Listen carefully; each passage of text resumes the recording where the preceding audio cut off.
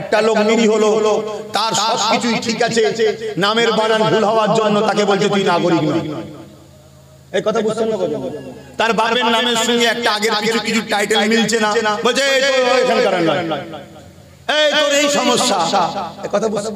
এই যে একটা মানুষের উপরে জুলুম, এই জালিম যারা, এদের মার দুনিয়াতেও হবে, আখিরাতেও হবে, আর এদেরকে যারা সাহায্য করবে এরা দুনিয়াতেও তাদের সঙ্গে জ্বলবে, আখিরাতেও জ্বলবে। কথা শুনছেন? আজ যেটা মানুষের মধ্যে একটা আতঙ্ক, ছোট্ট ছোট্ট বাচ্চা নিয়ে সামনে শীত আসছে, এমনি তো লোকের ঘর নেই, গরিবদের মরে তো গরিবরাই। আমি ওই মরার কথা বলছি না, বিপদ বিপদ সব তো গরিবরাই পড়ে। আজকে পঞ্চায়েত থেকে বিভিন্ন জায়গা থেকে ভোটার কার্ড কাট, ভাই একটু সাইডে যাচ্ছে, খারাপ হচ্ছে না তো? কারণ এটা মানুষের জন্য বলতে, ইসলাম মানুষের জন্য কথা বলতে বলেছে। আজকে ভোটার কার্ড আছে, আধার কার্ড আছে, এখন বলতে চলবে না, অথচ এরাই ভোট দিল। বিগত 10, 12 বার বা 5 বার 6 বার ভোট দিয়েছে। এতবার ভোট দিল নির্বাচন কমিশনার, তখন কি করছিল? এইরকম একটা আবহাওয়াতে জলসা আপনাদের শুনতে আসাও যেমন জ্বর জ্বর ভাব, আমাদেরও জলসা করতে আসাও জ্বর জ্বর ভাব। কেন হঠাৎ করে পানি হওয়ার পরে পাশ থেকে ঠান্ডা লাগছে, কথা বুঝে আসছে। আর এই সাথে আবহাওয়া সবসময় যেন ঘুম ঘুম ভাব। কি আপনাদেরও হচ্ছে নাকি? তাহলে সবার একই সিস্টেম, একই ব্যাপার। কিন্তু ব্যাপারটা গেছে, কমিটির ভাইরাও জানে যদি ভাইজানকে না পায় 3 বছর তার হবে না, যা হবে আবার পরের বছরই হবে। এজন্য কাদা পানিতে কষ্ট করে আর করে এই মাহফিলটা আপনারা করছেন। যারা আসছেন চেয়ারে বসার এখন সময় হয়নি। হযরতে গাউসুল আজম বড় পীর রহমাতুল্লাহ আলাইহি দরবারে মন দিয়ে শোনো, একটা বয়স্ক মহিলা তার একটা সন্তানকে দিয়ে দিয়েছে। হুজুর আমি বড় গরিব, আমার এই বাচ্চাকে দিয়ে গেলাম, এর দেখাশোনা লেখাপড়া মানুষ করার দায়িত্ব আপনার। আমাদের কাছে অনেকে দিয়ে যায়, এটা যুগ যুগ ধরে চলে আসছে। ওলি আল্লাহদের দরবারে গরিব ঘরের বাচ্চা ঘরে গরিব দিয়ে যায়, হুজুর দেখবেন। এবারে আমাদের আওকাত অনুযায়ী আমরা বলি ঠিক আছে বাবা, অনেক কটা আছে, এগুলো মানুষের পার হয়ে গেলে তার বিশেষ করি। কিন্তু আগেকার সময়ে আল্লাহর ওলিদের দরবারে লঙ্গর খেলা চলতো, সেসব আল্লাহর খাস গায়েবী মাদত ছিল, আমাদের পুরো মাদত আছে, তাই তো চলছে না, চলবে কি করে? তা হুজুরের দরবারে তাই যখন দিয়ে গেছে যে হুজুর আমার তো স্বামী নেই, বয়স হয়ে গেছে, এই বাচ্চাকে আমি কি করে লালন পালন করবো, একে আপনার কাছে দিয়ে গেলাম, আপনার খেদমতে থাকবে, পড়াশোনা দেখাশোনা করবে। তো হুজুর বলেন ঠিক আছে মা রেখে যাও। আচ্ছা, তো পরে অনেকদিন পরে, কিছুদিন অনেকদিন কেটে যাওয়ার পর ওই মহিলা তার বাচ্চাকে দেখতে এসে দেখছে বাচ্চা ডাল ভাত খাচ্ছে, ডাল ভাত সবজি খাচ্ছে, আর বড় পিসে হুজুর মুরগি খাচ্ছে। কথা বুঝা? তো মায়ের জানতো, প্রত্যেক মা তার বাচ্চাকে ভালোবাসে, দেখে বড় কষ্ট হয়েছে। হুজুর এ কি হুজুর আপনি? যেমন আজ কিছু কিছু কথাই হলে শুধু এ কি মৌলী সাহেব, এ কি হুজুর, এ কি মৌলানা, এ কি হুজুর, যত দুনিয়ার দোষ শুধু মৌলানা হুজুর, আর বাকি সব জনম হচ্ছে ফেরেশতা। এই সমাজে হচ্ছে না, হয় না। বিশেষ করে আমাদের পাশের দেশে হাওয়াটা খুব বেশি জোর ধরেছে, ওই হাওয়া আবার আমাদের বাংলাতে আসে। তো যা এটা ধ্বংস হওয়ার একটা আলামত। তো বড় পীর সাহেব হুজুরকে বলছে যে হুজুর আপনি কি হুজুর, আপনি খাচ্ছেন মুরগি, বাচ্চাটাকে শুধু ডাল সবজি খাওয়াচ্ছেন। বড় পীর সাহেব মুচকে এসে বললেন মায়ের জানতো কষ্ট হচ্ছে, শোনেন যেদিন আপনার বাচ্চা মুরগি খাওয়ার উপযুক্ত হবে সেদিন খাবে। তো হুজুর এই বলে আবার খাওয়া শুরু করলেন, বেশি আর কথা বলছেন, খেয়ে নিয়ে হাড় ফাড়গুলো যা আছে জড়ো করে বড় পীর সাহেব হুজুর বলে ওঠো জিন্দা হও। মুরগি জিন্দা হয়ে হাঁটতে চলে গেল। বলুন সুবহানাল্লাহ। জিন্দা করার মালিক কে? জোরে বল। আয় বেশক আল্লাহ। বড় পীর আব্দুল কাদের জিলানী আল বাগদাদি ডাকে জিন্দা হলো কেন? তার জবানে যা বেরোয় আল্লাহ কবুল করে। জোরে বলুন সুবহানাল্লাহ। তখন মাকে বলছে মা যেদিন তোমার বাচ্চা উপযুক্ত হবে সেদিন মুরগি খাবে, তবে এখন তোমার বাচ্চাকে নিয়ে যাওয়ার রাখবে না। মা তো কাঁদাকাটি করছে, হুজুর আমার ভুলে গেছে, হুজুর আমার ভুলে গেছে। আমার ছেলে যদি খেতে নাও পায় আপনার কাছেই থাকবে। কেন? এনার কাছে থাকলে ছেলে মানুষ হবার মতনই মানুষ হবে। জোরে বলুন সুবহানাল্লাহ। তা আমি ওই জন্য আমার যুবকগুলোকে বললাম, চেয়ারে বসার বয়স এখন হয়নি, যেদিন বয়স হবে ঠিক বসবে, নেবে এসে নিচেই বসো, নিজেকে আগে নিচেই রাখো, নিজেকে আগে নিচেই রাখো। ঠিক জায়গায় সময় যখন হবে, আল্লাহ যখন উপযুক্ত হবে, সম্মানের চেয়ার আল্লাহ দিয়ে দেবে, সেখানে বসে বসে লোকের তুমি ইনসাফ করবে, জাস্টিস করবে, সমাজকে নিরাপদে রাখবে, আল্লাহ তোমাকে ঠিক দেবে।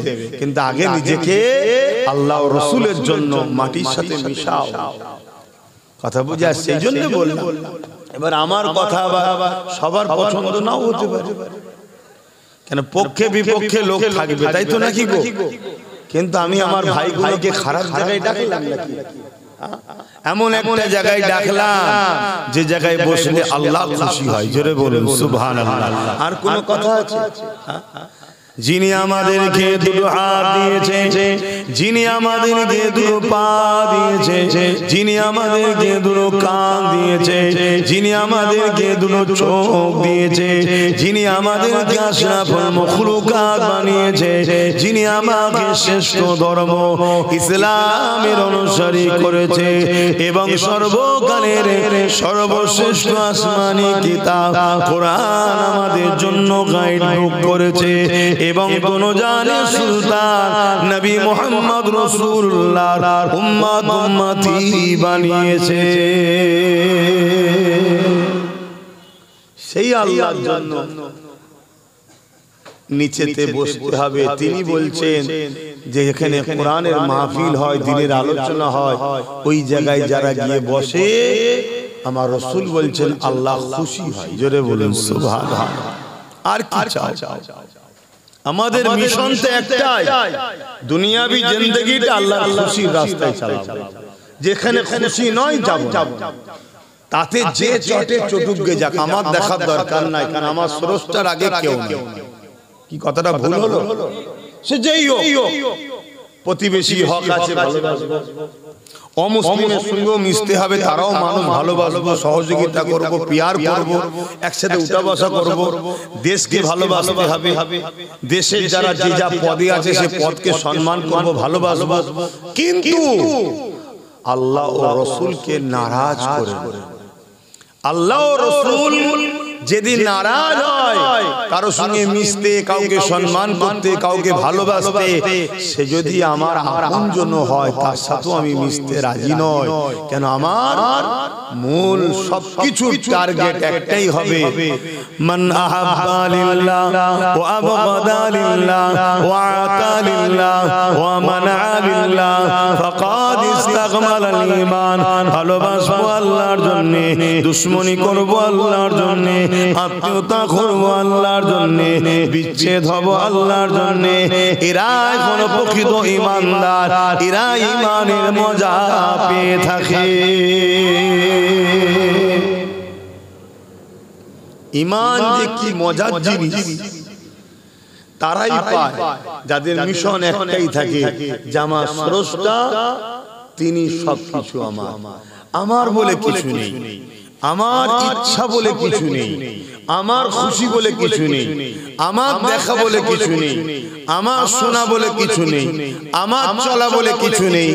আমি ওই পথে চলবো যে পথে আমার স্রষ্টা খুশি, আমি ওই জিনিস দেখবো যে জিনিস দেখলে আমার স্রষ্টা খুশি, আমি ওই কথা শুনবো যে কথা শুনলে আমার স্রষ্টা খুশি, আমি ওই রাস্তায় হাঁটবো যে রাস্তায় হাঁটলে যিনি পা দিয়েছেন তিনি খুশি।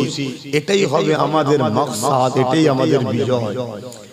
আমরা মনে করি বড় অর্থশালী, বড় বাড়ি, বড় পদ থাকলেই মনে হয় কামিয়াবি, সাকসেসফুল।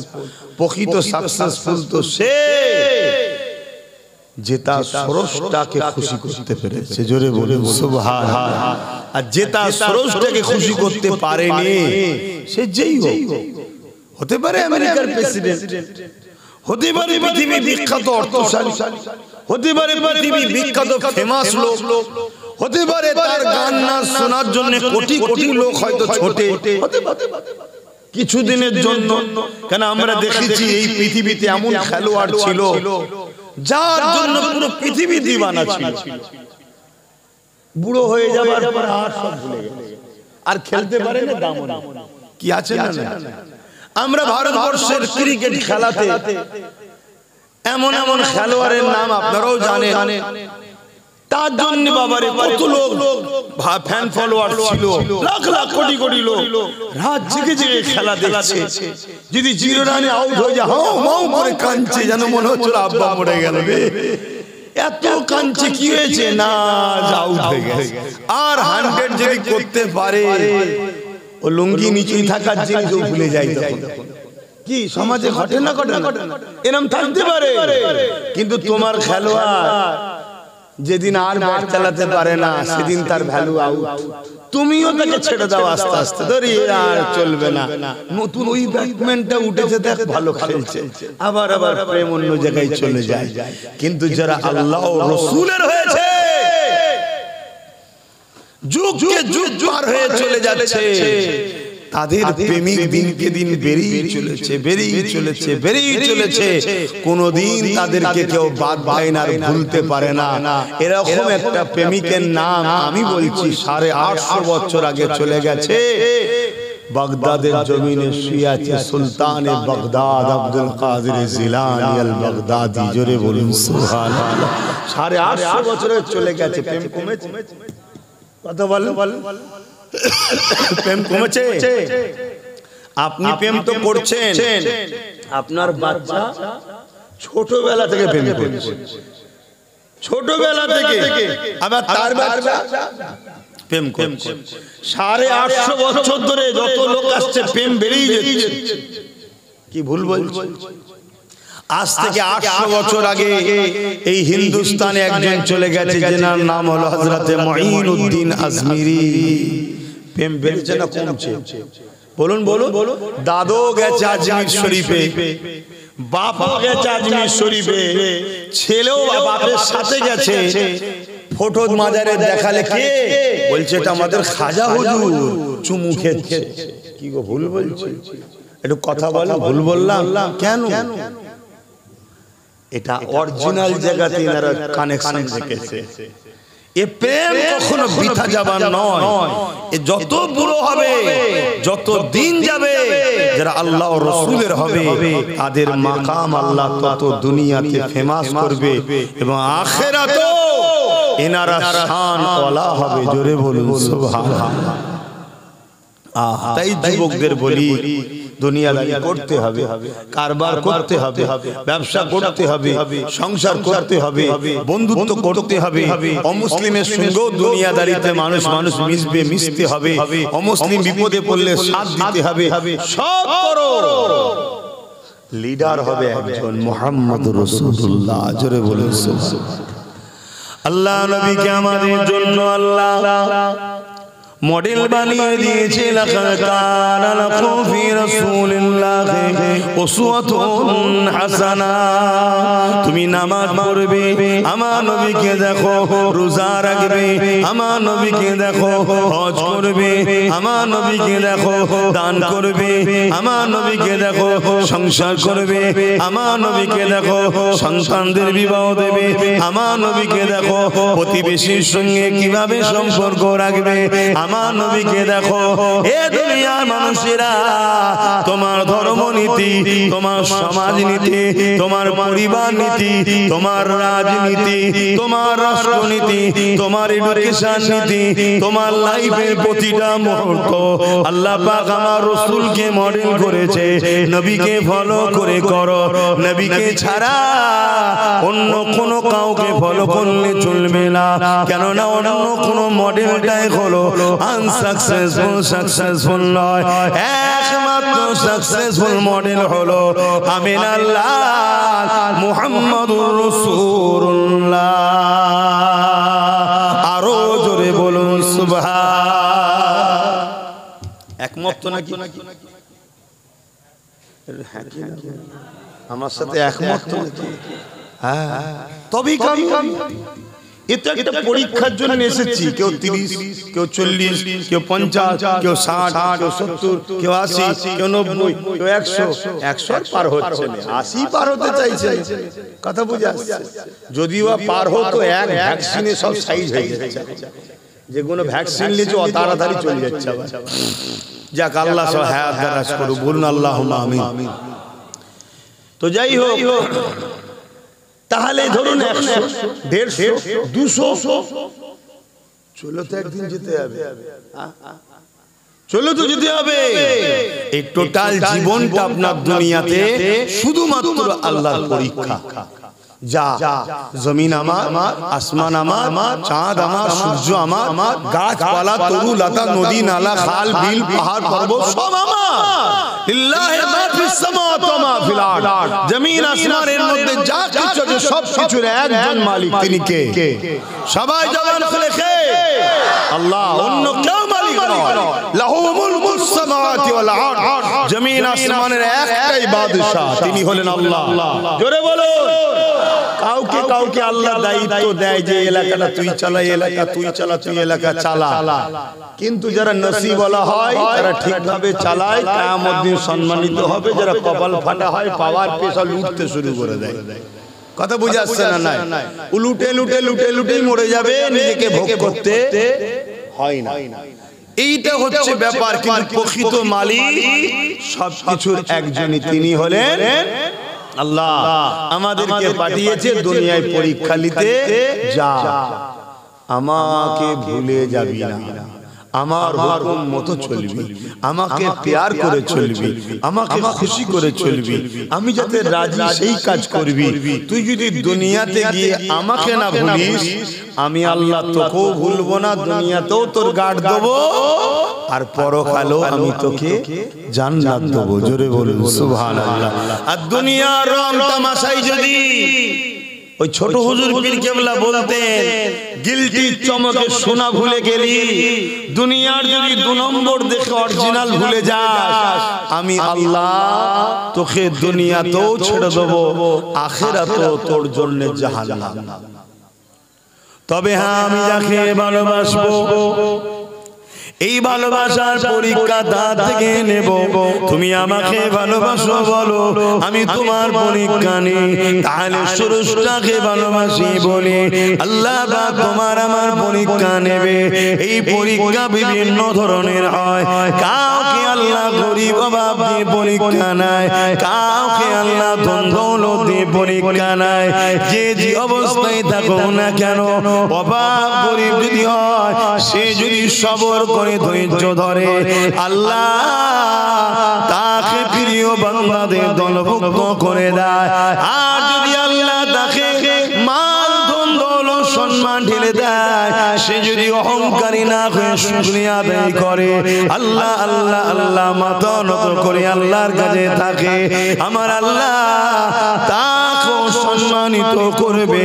আবার কাউকে আল্লাহ বিমা দিয়ে পরীক্ষা করে, আল্লাহ কারো সন্তান কিনে নিয়ে পরীক্ষা করে, আল্লাহ কাউকে সন্তান দিয়ে পরীক্ষা করে। এ যুবকেরা, আবার আল্লাহ কাউকে জালিম শাসকের অন্তর্ভুক্ত আন্ডারে রেখে তাকে আল্লাহ পরীক্ষা নেয়। যে কোনো অবস্থায় থাকেন না কেন, আপনাকে মনে রাখতে হবে, আমার আল্লাহ যাতে রাজি আমি সেদিকে থাকবো। আপনাকে মনে রাখতে হবে, মাতা কুমর রাসূল ফাকুযুহু ওয়া মা নাহাকুম আনহু ফান্তাহু। আমার নবী যা আদেশ করেছে মেনে নেব, আমার নবী যা নিষেধ করেছে ছেড়ে দেব। এই আদর্শে যদি আপনি জীবন গড়তে পারে, তাহলে দুদিনের দুনিয়ায় হয়তো একটু কষ্ট পরীক্ষা দিতে হবে, কিন্তু মনে রাখবে পরকাল আপনার সুখ শান্তিতে ভরিয়ে দেবে। এই যে না দেখে বিশ্বাস, এটাই তো ঈমান। পৃথিবীতে এই ওয়াহিদ একমাত্র আমরা ইসলামের অনুসারী, আমরা না দেখে বিশ্বাস করি, ঈমান এনেছি। আমানতু বিল্লাহি ওয়া মালাইকাতিহি ওয়া কুতুবিহি ওয়া রাসূলিহি ওয়াল ইয়াউমিল আখির ওয়াল কদরি খাইরি ওয়া শাররিহি মিনাল্লাহি তাআলা ওয়াল বা'স বা'দাল মাউত। এই যে আমরাই বিশ্বাসী, স্রষ্টা একজন আল্লাহ। কেউ দেখেছেন? জোরে বলে। যদি আপনার গলায় ছুরি ধরিয়ে বলা হয় যে স্রষ্টা দুজন, আপনি মানবেন? জোরে বলে। দেখেননি, তারপরও ঈমান দেখুন কত মজবুত। যেমন যদি মেরেও ফেলিস তথাপিও স্রষ্টা একজন, কুল হু আল্লাহু আহাদ আল্লাহুস সামাদ লাম ইয়ালিদ ওয়া লাম ইউলাদ ওয়া লাম ইয়াকুল লাহু কুফুয়ান আহাদ। স্রষ্টা তো তিনি যিনি এক, স্রষ্টা তো তিনি যিনি কারো মুখাপেক্ষী নয়, স্রষ্টা তো তিনি যিনি কারো থেকে পয়দা নয়, তিনার থেকেও কেউ পয়দা নয়। ওয়ালাম ইয়াকুল্লাহু কুফুয়ান আহাদ, তিনি এক অদ্বিতীয়, তিনার সমকক্ষ কেউ নাই, তিনি হলেন স্রষ্টা। জোরে বলুন সুবহানাল্লাহ। আপনাকে যদি বলা হয়, আপনাকে যদি বলা হয় যে আপনাকে 1000 কোটি টাকা দেওয়া হবে, আপনি স্বীকার করবেন যে আল্লাহ একটা নয়, একের অধিক? কেন করবেন না?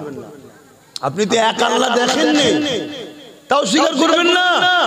এটাই হলো ঈমান। এটাই আল্লাহ দেখতে চেয়েছেন যে বান্দা তুই 1000 কোটি থেকে ছুটিস না আমাকে তুই ভালোবাসিস। তুই যদি সামান্য অন্যদিকে যাস মনে রাখবি তোর হায়াত কিন্তু নাই, টাইম যেই হবে চলে যাবে। সবচেয়ে বড় কথা, আমরা দেখেছি সমাজে অনেক কিছু ইনকাম, এমন ইনকাম যেটা ভোগ করতে হয় না, ভোগ করতে হয় না। আপনি লোভে পড়ে যদিও নিয়ে নেন, ভোগ করবেন এর কি মানে আছে? আপনি তো মারা যেতে পারেন। বা তারপরে কিছুক্ষণ পরে এখন ইডি সিবিআই ঘোরাঘুরি করছে, দেখছেন তো নাকি? কেন? টাকার দরকার, তো দেখা যাবে এসে এমন হানা দিয়েছে আপনারটা নিয়ে চলে গেল। ছিলেন না তবু এক ভালো ছিল, এ টাকাও গেল, জেলেও গেলেন, দুদিন পরে না হয় ইডি কুদি করে বেরিয়েও পড়লেন, 1000 কোটি চলে গেল, 1000 কোটি চলে গেল, এই টেনশনই আপনার লাইফ শেষ। আল্লাহ জি হালে রেখেছে, আলহামদুলিল্লাহ। বাবেরা, নওজওয়ান তরুণেরা, এ নবী পাকের প্রেমিকেরা, এই দুনিয়া একটা পরীক্ষা জায়গা। আল্লাহ পাক পরীক্ষা নিয়েছিলেন আম্মা জান হযরতে মা সাদ্দাকে। আল্লাহ পাক পরীক্ষা নিয়েছিলেন গরীব করে একজন মহিলার কথা বলছে, যিনার স্বামী ছিল না, 3টে কন্যাপুত্র সন্তান ছিল। এরকম একটা গরীব মহিলা রাজা বাদশা ফেরাউনের দরবারে কাজ কাম করত। এই যুবকেরা ফেরাউন খোদা দাবি করে দিল। ওই সময় ফেরাউনকে সবাই মানতে শুরু করলো, যারা মানলো না ফেরাউন তাদের উপরে জুলুম করতে লাগলো, তাদেরকে মারতে লাগলো, তাদেরকে অত্যাচার করতে লাগলো। হযরত মা সাদ্দা তিনিও ফেরাউনকে মানলো না। ফেরাউন কিন্তু জানতো না মা সাদ্দা আমাকে খোদা বলে মানে। একদিন ফেরাউনের ঘরে মা সাদ্দার হাত থেকে কাকুইটা পড়ে গেছে। ওই কাকুই যখন উঠাতে গেছে, বিসমিল্লাহ বলে উঠাতে গেছে।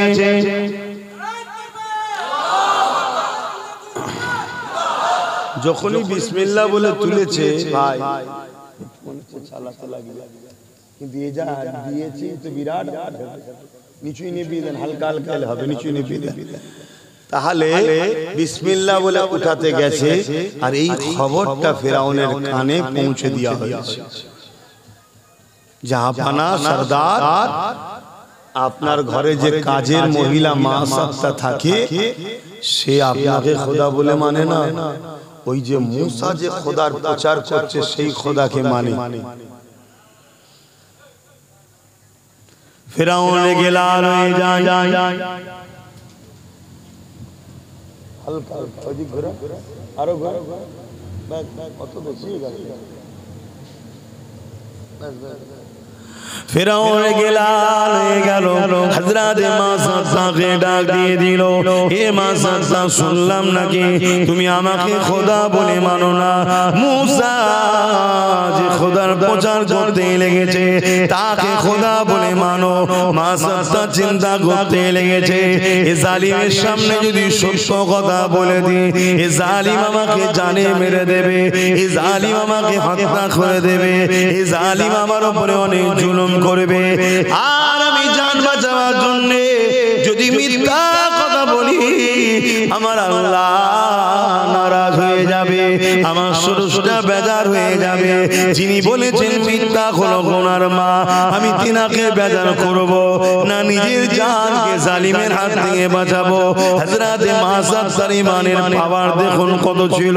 হযরতে মাসাত্তা বলতে লেগেছে, এ জালিম ফিরাউন, যেটা শুনেছো সত্য শুনেছো, আমি আপনাকে খোদা বলে মানি না, আমি তিনাকে খোদা বলে মানি যিনি আমাকে গরীব করে পরীক্ষা নিচ্ছে, আপনাকে মিশরের রাজা বানিয়ে পরীক্ষা নিচ্ছে। আপনারও উচিত হবে সেই স্রষ্টাকে মেনে নেওয়া, যিনি আপনাকে রাজ ক্ষমতা দান করেছে, মিশরের রাজা বানিয়ে দিয়েছে। কিন্তু ফিরাউন অন্ধকারে এমন ভাবে জড়িয়ে গেছে, মাসাত্তার কথা শুনে রেগে গেল। এ মাসাত্তা, ও সব কোনো কথা শুনতে চাই না। আনা রব্বুকুমুল আলা, আমি হলাম তোমাদের বড় খোদা, আমাকে তুমি খোদা বলে মেনে নাও। যদি না মানো এ মাসাত্তা, তোমার উপরে অনেক জুলুম অত্যাচার হবে। হযরতে মাসাত্তা বলতে লাগলেন, আমি আমার সব কষ্টের মোকাবেলা করতে রাজি আছি, আমি আমার স্রষ্টা আল্লাহকে কখনো ভুলতে রাজি নয়।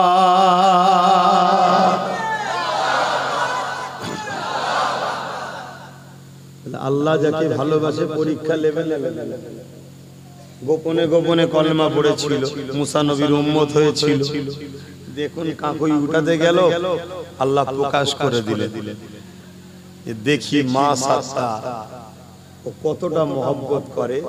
দ্বিতীয় আমাদের জন্য শিক্ষা যে প্রেমিক আমার দাবি করলে শুধু হয় না, আমার প্রেমিক যারা হয় তারা তো বেলালের মতো হয়, আমার প্রেমিক যারা হয় তারা তো সুমাইয়া আম্মার মতো হয়, আমার প্রেমিক তো তারা হয় যারা সিদ্দিক আকবর ফারুক আজম উসমান গনি মাওলা আলীর মতো হয়, আমার প্রেমিক তো তারা হয় যারা ফুরফুরার শেখ জবানার মুজাদ্দিদ আবু বকরের মতো হয়। জোরে বলুন সুবহানাল্লাহ।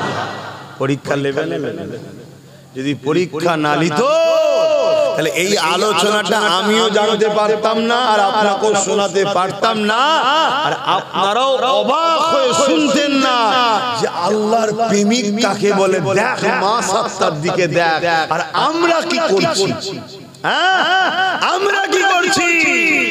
আমরা তো হক হালালটাও বাঁচার সময় নেই।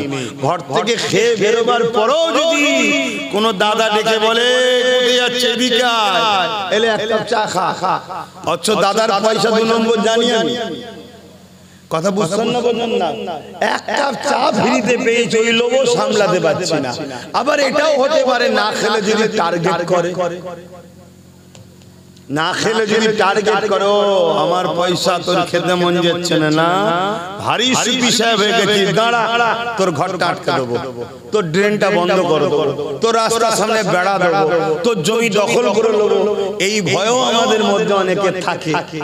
কথা ঠিক বলছি তো নাকি? নানান জ্বালা, কিন্তু মনে রাখবে ভয় তো আল্লাহকে করতে হয়। আল্লাহ সূরা রহমানের মধ্যে বলছেন, ওয়ালিমান খাফা মাকাম রাব্বিহি জান্নাতান, যারা আমি আল্লাহ আমাকে ভয় করে, এ দুনিয়া মানুষের আমি আল্লাহ তাদের জন্য দুটো দুটো জান্নাত দেব। এমনি হয়ে যাবে নাকি জান্নাত? এমনি হয়ে যাবে?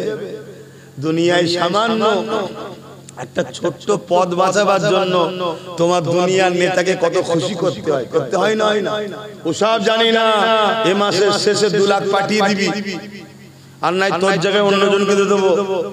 এ কমবক্তা ওকে 2 লাখ টাকা দিয়ে পদ রাখার জন্য এর পকেট কাটছে, ওর পকেট কাটছে, একে জুলুম করছে, ওকে জুলুম করছে, একে চমকাচ্ছে, ওকে চমকাচ্ছে। কি করে না করে না? আর ও যে 2 লাখ পেচ্ছে কেউ জানে না, সব দুশ্মনের হচ্ছে। কথা বুঝছেন না? সব দুশ্মন কিন্তু এর হচ্ছে, এই ছোটটা একে খুঁজে খুঁজে বেড়াচ্ছে, সুযোগ পেলে মারবো, কানের বারান্দায় যেন একদম কবরে চলে যায়।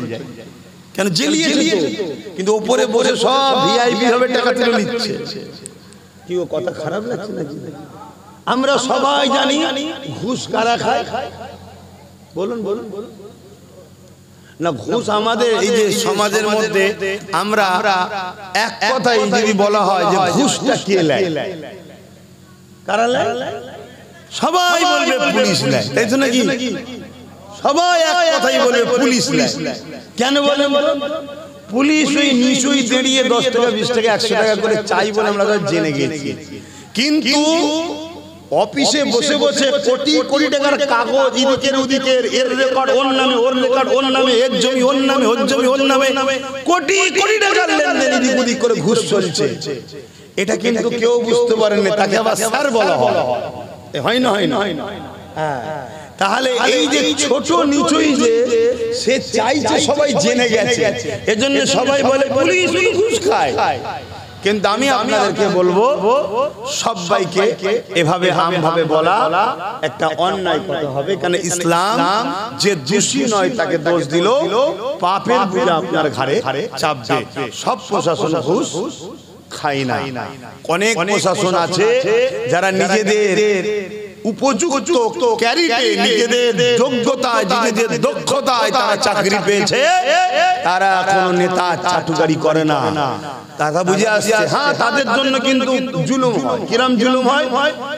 এখানে দুদিন আসতে না আসতে বলবে অমুক জায়গায় চলে যাও, ওখানে দুদিন যেতে না যেতে অমুক জায়গায় চলে যাও। হ্যারাসমেন্ট করছে কেন? মাথা নত করে নেতায়।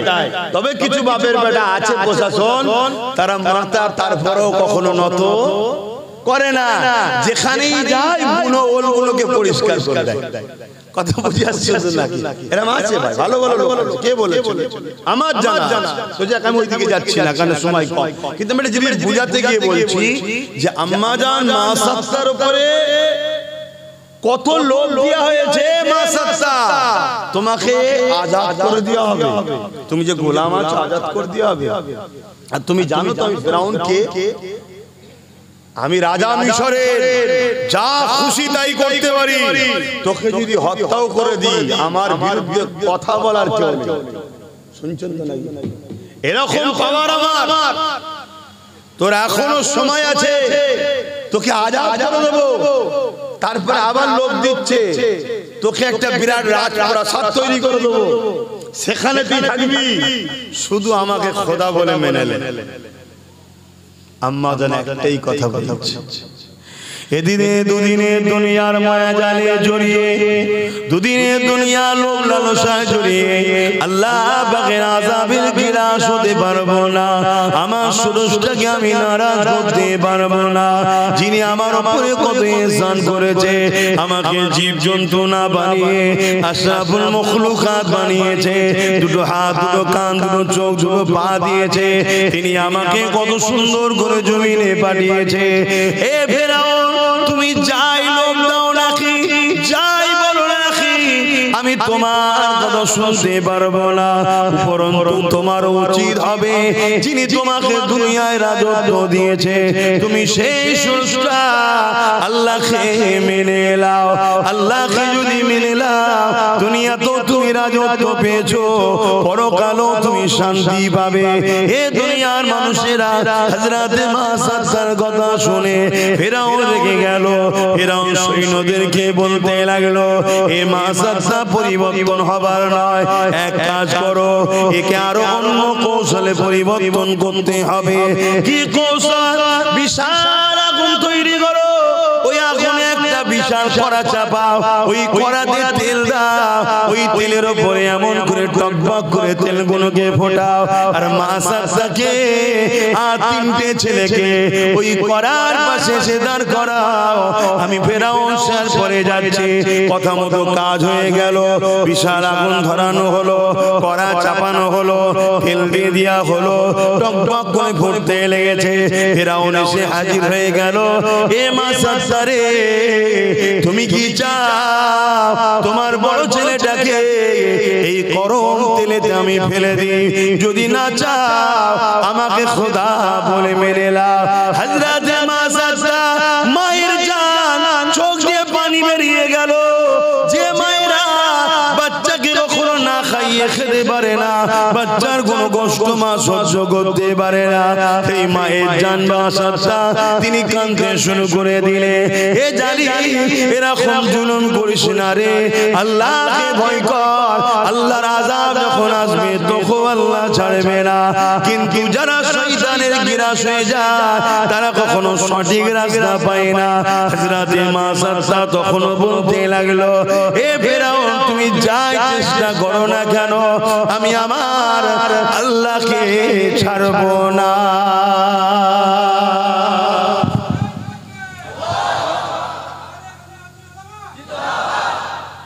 এখনো আমাদের উপরে ছোটখাটো হলো পরীক্ষা হয় না, হয় না, কি হয় না, হয় না। আজকের ফেরাউনরাও বলে আমাদের দলে চলে আয়, নাই মিথ্যা গেঁজার কেসে ভরে দেবো, বলে না, বলে বাপের হয়তো একটাই ছেলে, রোজগার একটাই করে, ছোট ছোট দুটো বাচ্চা আছে, মিথ্যা গেঁজার কেস দিল, দিয়ে ভরেও দিল, আবার কথা পাঠাচ্ছে যদি ও মেনে নেয় যে আমার যা ভুল হয়েছে করেছি, আমি আর অন্যদিকে যাব না, তোমাদের দিকে থাকবো, তাহলে কিন্তু আমাদের হাতেই সব চাবিকাঠি, সিডিটা হালকা করে দেবো, ভুল লোককে ধরেছিলাম। এই সব আজকের ফেরাউনরা করে না, করে না। আরে দুনিয়া উন্নত হয়েছে, এদের জুলুমের স্টাইলটা উন্নত হয়েছে, একই জিনিস। জালিম মানে ফেরাউন, জালিম মানে এজিদ, জালিম মানে নমরুদ, জালিম মানে বুশ, জালিম মানে আজকেও যারা করবে এদেরই বংশধর, এদেরই ক্যাটাগরি। কথা বুঝা? আর আজকে নবীর উম্মত সেজে আমরাও আবার সেই জালিমদের সঙ্গে ভাগীদারিতে আছি। অনেকে মুসলমান দাবিদার, মুসলমান দাবিদার, নিজেও জুলুম করে বা জালিমদেরকে সাপোর্ট করে। যে জুলুম করে আর জুলুমকে সাপোর্ট করে, জানার পরও জুলুমকে যে শক্তিশালী করে, সেই ইসলামের মধ্যে থাকবে না, আমার রাসূল বলে দিয়েছেন, মিশকাত শরীফের হাদিস। কথা বুঝে আসছে না? না, মনে রাখবেন দুটো বিচার দুনিয়ায় টাটকা হয়, বাকি কে নামাজ পড়েন, কে রোজা রাখেন, কে হজ করেন, এসব বিচার এখানে টাটকা হবে না। এ আল্লাহ ছাড় দিয়েছে, একটা দিন ধরবে, সুম্মা নুফিকা উখরা ফাইজাহুম কিয়ামুন ইয়ানজিরুন ময়দানে মাশর। কিন্তু দুটো বিচার দুনিয়াতেও হয়, দুটো পাপ আখিরাতেও হয়। একটা হলো অহংকার, দ্বিতীয় হলো জালিম। একটা হলো কি? অহংকার, দ্বিতীয় হলো জালিম। এই দুটোর বিচার দুনিয়াতেও হবে, আখিরাতেও হবে। শুনছেন? আতে আমি আপনাদেরকে বলবো, যদিও আল্লাহর হকে কিছু ভুল ভ্রান্তি হয়ে যায়, আল্লাহর হক, নামাজ, রোজা, কথা বুঝা আসছে, এগুলো সব আল্লাহর দ্বীনের হক, এতেও যদি কিছু ভুল ভ্রান্তি হয়ে যায়, গান শোনা, যাত্রা, ফাংশন, টিভি দেখা, এগুলো সব আল্লাহ নিষেধ করেছে। এতে যদি কিছু ভুল ভ্রান্তি হয়ে যায়, যদি করেও ফেলে, আল্লাহর কাছে কাঁদলে আল্লাহ বলেছেন আমি তওবা করলে মাফ করে দেবো। জোরে বলেন সুবহানাল্লাহ। কিন্তু বান্দার হক যদি মারে, বান্দা হক যদি মারে, আল্লাহ মাফ করবে? জোরে বলে। একটা লোক নিরীহ হলো, তার সবকিছুই ঠিক আছে, নামের বানান ভুল হওয়ার জন্য তাকে বলছে তুই নাগরিক নয়। এই কথা বুঝছেন না? তার বাপের নামের সঙ্গে একটা আগের কিছু টাইটেল মিলছে না, বলছে এখানকার নয়, এই তোর এই সমস্যা। এই কথা বুঝছেন? এই যে একটা মানুষের উপরে জুলুম, এই জালিম যারা, এদের মার দুনিয়াতেও হবে, আখিরাতেও হবে। আর এদেরকে যারা সাহায্য করবে, এরা দুনিয়াতেও তাদের সঙ্গে জ্বলবে, আখিরাতেও জ্বলবে। কথা শুনছেন? আজ যেটা মানুষের মধ্যে একটা আতঙ্ক, ছোট্ট ছোট্ট বাচ্চা নিয়ে সামনে শীত আসছে, এমনি তো লোকের ঘর নেই, গরিব মরে তো গরিবরাই। আমি ওই মরার কথা বলছি না, বিপদ বিপদ সব তো গরিবরাই পড়ে।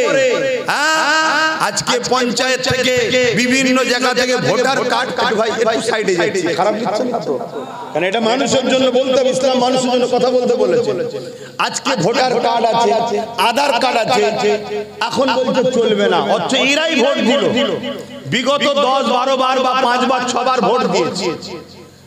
এতবার ভোট দিল নির্বাচন কমিশনার, তখন কি করছিল? যদি ফেকি হয়, নাগরিক না হয়, তাহলে ভোট দিল কি করে? আর এদের ভোটে সরকার হলো কি? এই কথা ভুল বলছি।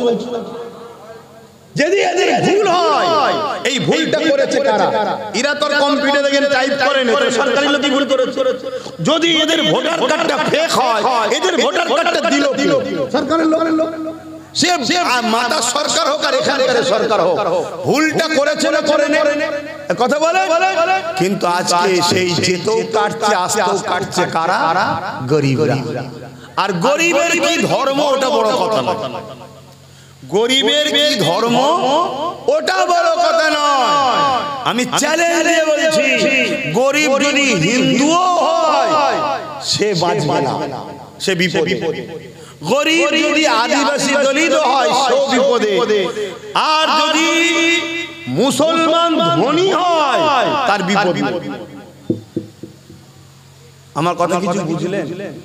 তাহলে গরিব হওয়াটাই হচ্ছে মূল বিপদ। আর আমার আল্লাহ গরিবদের জন্য কি ঘোষণা দিয়েছে? গরিবরা ধনীদের থেকে 500 বছর আগে জান্নাতে যাবে। জোরে বলুন সুবহানাল্লাহ, আরো জোরে বলো। তাহলে ইসলাম থাকলে গরিব বাঁচবে, ইসলাম নেই গরিবকে মানুষই মনে করা হয় না। এজন্য এদের রাগ ইসলামের উপরে। আজকে দেখছেন না ইসলামকে টার্গেট করছে, কখনো ওয়াকফ আইন তৈরি করে মসজিদ মাদ্রাসা মিটিয়ে দাও, কখনো আমার আল্লাহকে ইসলামে নাকি রেপ করা পাপ নাই বলছে, কখনো আল্লাহ দাবি করে ফেলছে, কখনো বলছে কোরআন শেষ হয়ে যাবে, আমার উন্নতি শেষ হবে না। এদের টার্গেট ঘুরিয়ে ফিরিয়ে ইসলামকে শেষ করে দাও। কারণ ইসলাম থাকলে ইনসাফ থাকবে, ইসলাম থাকলে ইনসানিয়ত থাকবে, ইসলাম থাকলে অসহায়কে সাহারা থাকবে, ইসলাম থাকলে মানবতা থাকবে। কোন মুসলমানের পাশে যদি একটা অমুসলিমের উপরে জুলুম হয়, ওই মুসলমান যদি পাশ করিয়ে চলে যায়, সেই ইসলামের মধ্যে নাই। রুকে দাঁড়াতে হবে, অমুসলিমের পাশে দাঁড়াতে হবে, এর নাম ইসলাম। তাহলে ইসলাম যদি থাকে, এসসি এসটি ওবিসি যাদের ঘরে আমার দেশের একদল লোকেরা বলে নিচু জাত, অছুত, জানেন তো নাকি? আমরা বলি না, কারণ ইসলামে নিচু জাত অছুত বলে কিছু নেই। ইসলামে মানুষ, কথা বুঝে আসছে? যারা এই ডিসাইড করে, তাহলে আমার যদি কোনো আদিবাসী দলিত বা অছুত যাদেরকে বলে একদল লোকেরা, তারা যদি তাদের উপরে জুলুম করে, আর আমরা যদি বলি ওদের উপরে করছে, আমরা সব মাথা দিবার দরকার নেই। ইসলাম বলছে, নবী বলছে, তার সাথে আমার কোনো সম্পর্ক নেই, উম্মতটা আমার নয়। তাহলে নবীর উম্মত হতে গেলে তাহলে আদিবাসী দলিত এই গরিব মানুষদের হয়ে মুসলমানদের লড়তে হবে না? জোরে বলেন, জোরে বলেন, জোরে বলেন। তাহলে লড়তে যখন হবে, এটা আমার ধর্মের কাজ, করতেই হবে। কথা বুঝে আসছে না? নাই তখনই দেখছে যে মোল্লাদের ঘরে আগে ওদের সব অস্তিত্ব মিটিয়ে দেয়, মসজিদ মাদ্রাসা কবরস্থান সব মিটিয়ে দেয়। এটাই হলো এদের পরিকল্পনা। আমাদের ধর্মটাকে এরা আস্তে আস্তে আস্তে আস্তে শেষ করছে। এটা যেমন একটা পরিকল্পনা, এটা তো প্রকাশ্য পরিকল্পনা, মসজিদ মাদ্রাসাকে মিটাবে। এর থেকে আরো ভয়ঙ্কর ভয়ঙ্কর পরিকল্পনা শুরু হয়েছে। কি পরিকল্পনা? বন্ধুত্ব করো, ভালোবাসা করো, রাজনীতির দোহাই দিয়ে তাদেরকে রাজনীতির নামে শিরকের মধ্যে ঢুকিয়ে দাও। কিসের মধ্যে? শিরকে ঢুকিয়ে দাও।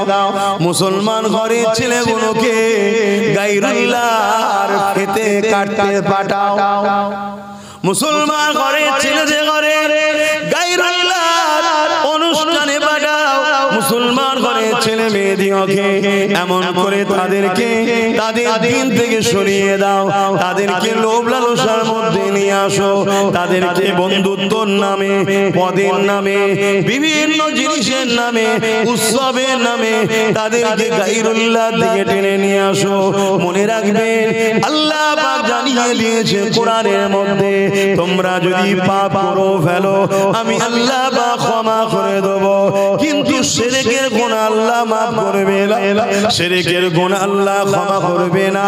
আজ মুসলমান ঘরের যুবকগুলোকে, মুসলমান ঘরের বোনগুলোকে রাজনীতির নামে শিক্ষা দেয় না, চাকরি দেয় না, রাজনীতির নামে তাদেরকে পদ দেয় না, অধিকার দেয় না, শুধু গুন্ডা বদমাই চোর বানিয়েছে, অশিক্ষিত মূর্খ বানিয়েছে। আর আজকের দিনেতে তাদেরকে টেনে টেনে টেনে নিয়ে যাচ্ছে শিরকের অনুষ্ঠানে, শিরকের জায়গায় নিয়ে যাচ্ছে।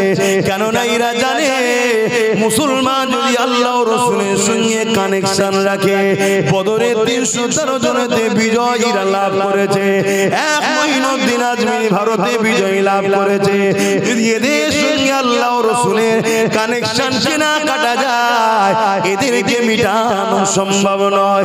এই নবী আমার জানিয়ে দিলেন আখিরি জামানাতে মসজিদ ভর্তি নামাজি থাকবে, একটাও ঈমানদার থাকবে না। শুনছেন শুনছেন? মসজিদ ভর্তি লোক থাকবে, ঈমানদার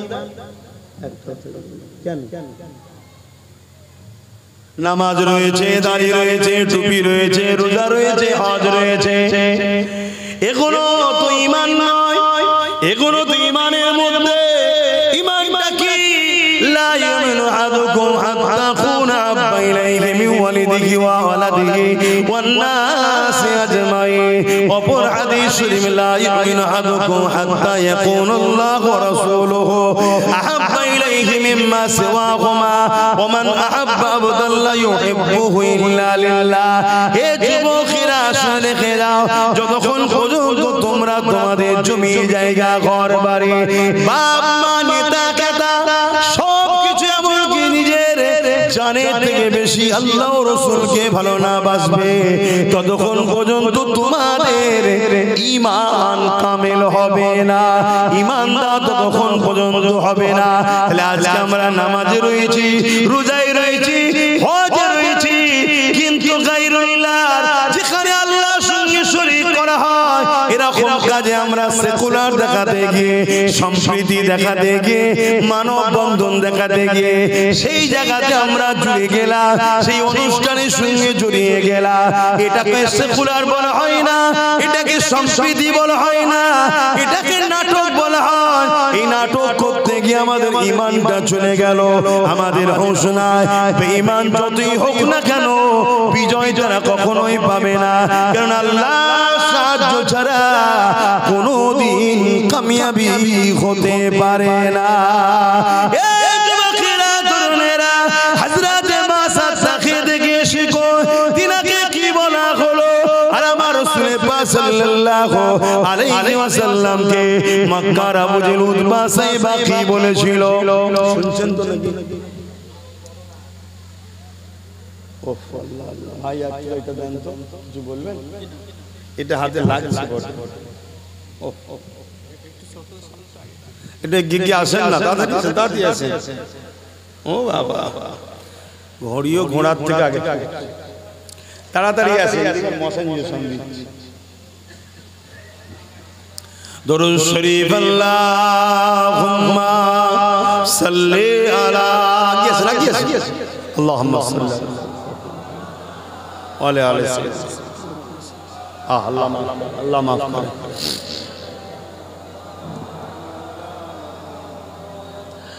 आने वालों ये तो बताओ शहर मदीना कैसा है, आने वालों ये तो बताओ शहर मदीना कैसा है। देख के जिसको जी नहीं भरता, देख के जिसको जी नहीं भरता, ओ मदीना ऐसा है। आने वालों ये तो बताओ शहर मदीना कैसा है। মদিনা শরীফ দেখে কারো কখনো জান ভরে নাকি? যারা গেছে জিজ্ঞেস করবেন, যারা জানেন আর কি বুঝবেন। শুধু ব্যাংকে টাকা জমাচ্ছেন, গাড়ি করছেন, বাড়ি করছেন, করুন। 1-1.5 লাখ টাকা খরচ করে যাওয়া যায় না?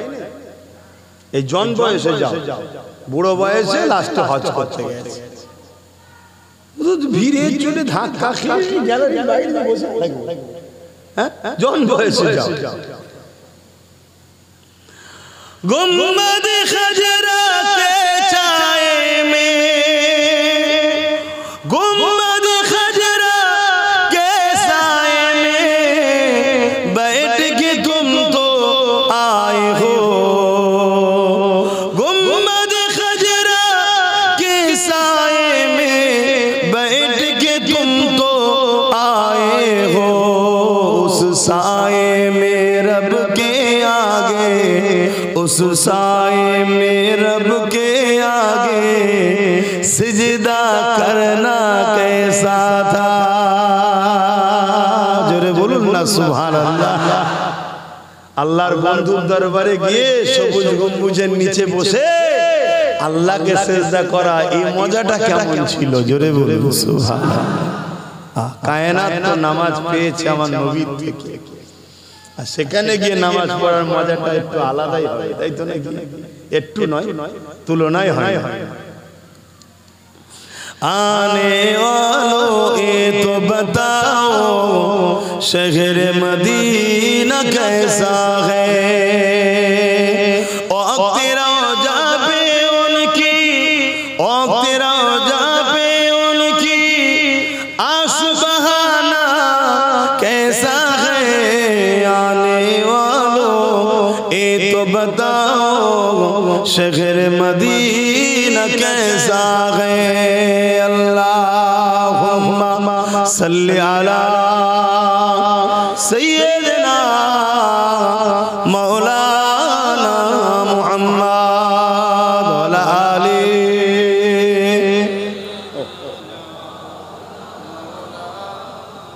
আমার আব্বা জানেরা, আমার মায়েরা, বোনেরা, বাপেরা, ভাইরা, আমাদের ডিউটি আপনাকে হকটা বলা, না হক থেকে দূরে থাকার মেসেজটা দেওয়া। নেবেন কি নেবেন না সেটা তো আপনার বিষয়, জবাব আমি লব না। ভুল কেন করলেন? জবাব আমি লব না। আমি কে? জবাব যিনি নেবেন তিনি তো আমার রব আল্লাহ। কিন্তু মনে রাখবেন, যেদিন জবাবটা লিয়া হবে সেই দিনটা এত কঠিন থাকবে, বাপ ছেলের হবে না, ছেলে বাপের হবে না, মা মেয়ের হবে না, মেয়ে মায়ের হবে না। এই জমিন লোহা যেমন লাল হয়ে হয়ে গরম হয়ে, লোহা আগুন হয়ে যায়, লাল হয়ে যায়, সূর্যের তাপেতে জমিনটা লাল হয়ে যায়। বর্তমান যে সূর্যের তাপ, এ থেকে 12 গুণ তাপ বেড়ে যাবে। আর মাথার এক বেগ দেখতে এক হাত উপরে নাবিয়ে দেওয়া হবে, মাথার ঘিনুগুনো গলে গলে নাক দিয়ে ঝরে ঝরে পড়বে। যুবক, গান শুনেছো? এখনো মাপের রাস্তা খোলা আছে।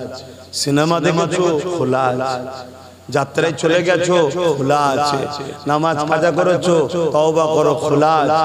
রোজা রাখতে পারোনি? রেখে তওবা করো, খোলা আছে। এখনো সময় আছে।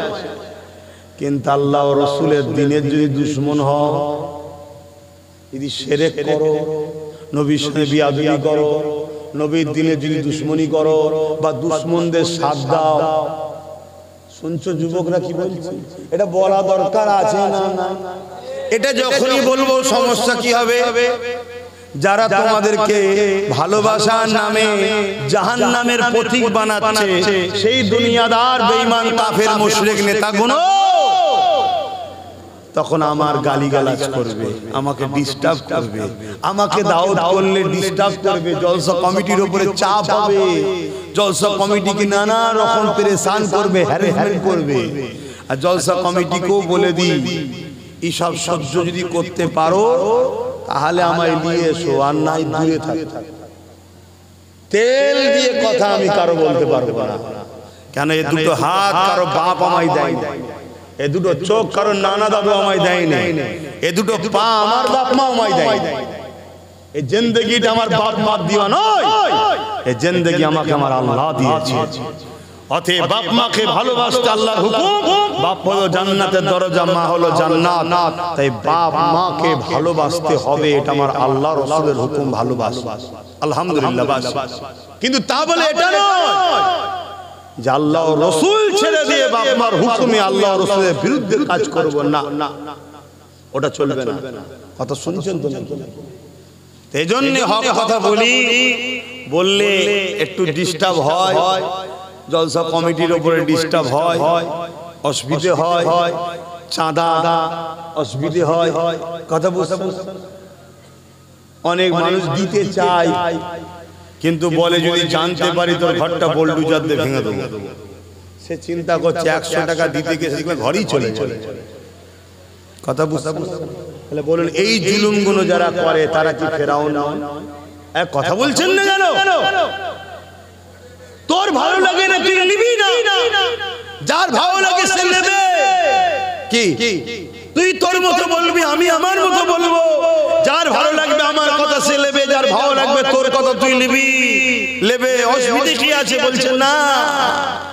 আমি তো খুল্লার মধ্যে ঝোড়া চাপা দিয়ে রেখেছিলাম, আব্বাস সিদ্দিকী খুল্লাও খুলেছে, ঝোড়াও খুলে সব বার করে দিচ্ছে। বেরো, চলো, গোলামি নয়, স্বাধীন হও, নিজের পায়ে দাঁড়াও। একমাত্র যদি কারো, একমাত্র যদি না একমাত্র আমরা দাস দাসী হলাম আল্লাহর। জোরে বলুন সুবহানাল্লাহ। আমাদের উপরে পাওয়ার চলবে আল্লাহ, আমাদের উপর হুকুম চলবে রাসূলুল্লাহর, বাকি কারো না। ঠিক না বেটা? তোকে ভালো লাগে, ভালোবেসেছি, ভালোভাবে চলবি, সাথ দেবো।